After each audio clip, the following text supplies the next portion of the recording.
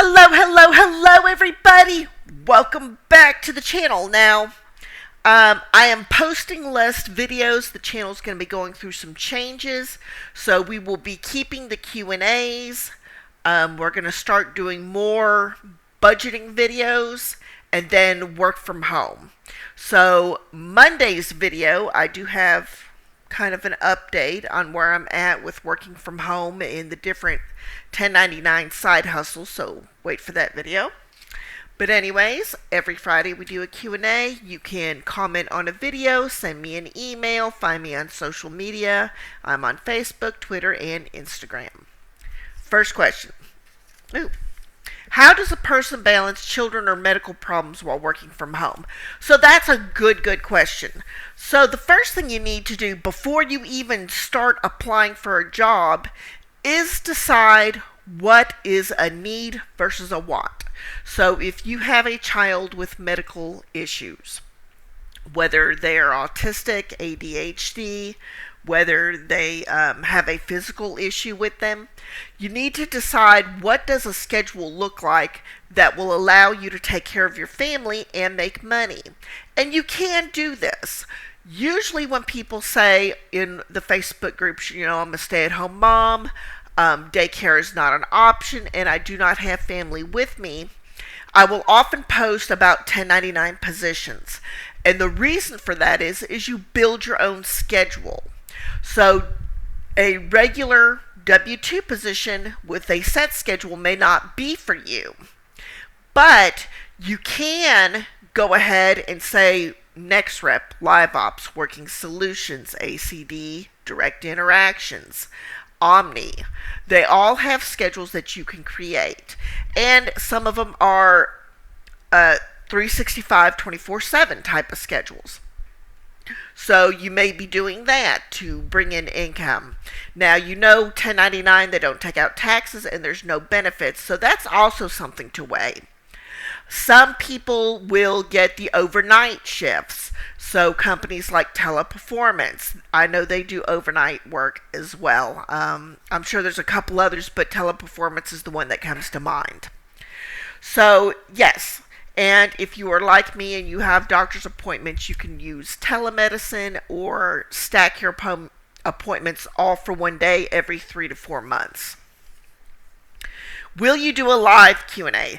My Q&As are always recorded and done before. The reason for that is sometimes I have to attend to something and I hit the pause on the record button. I eventually may, but because a lot of the people, I'm in the Central Standard Time zone, and a lot of people aren't.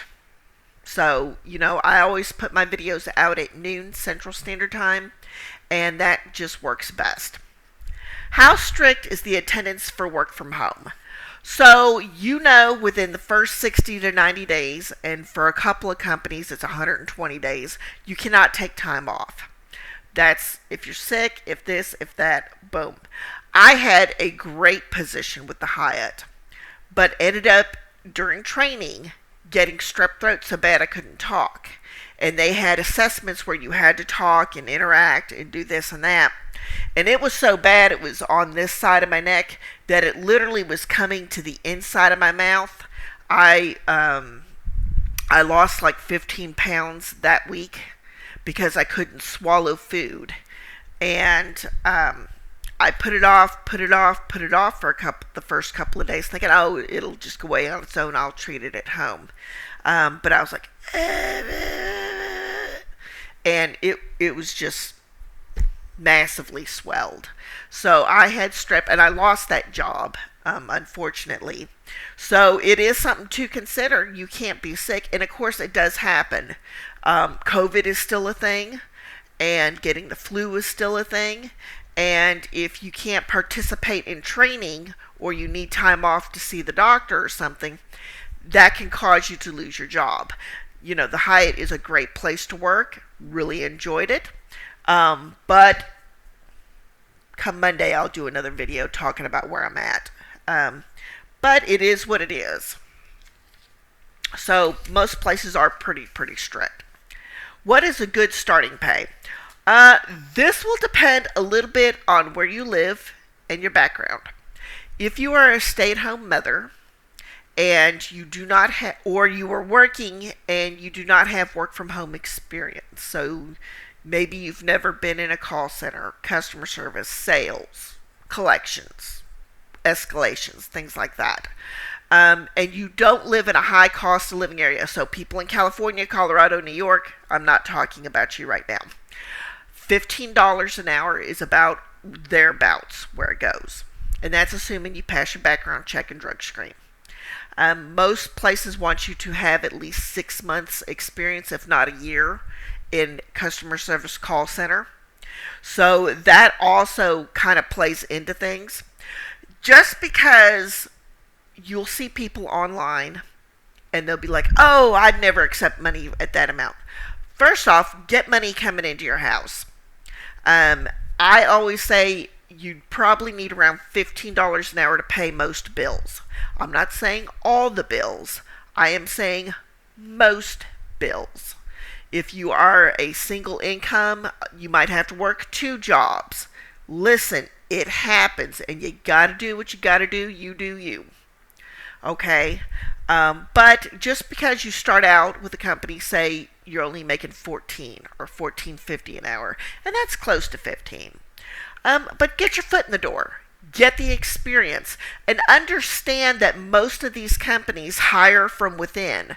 So maybe you start out as a customer service rep. Then you become a SME, a subject matter expert. Then you're a team lead. Or maybe you start out on one project and then you move to another one that pays a little bit more. So don't sit there and poop on your own starting point. Start. That's the point. Get some money rolling in. Unless, of course, you have no savings, or you have some savings that can wait. How do I budget my money as a 1099? So I live in Texas where there is no state income tax. I set aside $30 from every $100 made into an account, and every quarterly, or I do annually, I pay my taxes. So a little bit of your budgeting, and because 1099, if you're paid by talk time and not available time, that does change a little bit. So a lot of people who are 1099 usually have 2 companies. I know some people at Omni work at Omni and LiveOps, or Omni and Verifast, or NextRep and Direct Interactions, or Working Solutions with a couple of clients. So it is a bit of a juggle until you get things kind of situated. And it depends on the hours that you work and the client's busy times. So that is it for this video. I thank you so much. My name is Becky, and I will see you next time.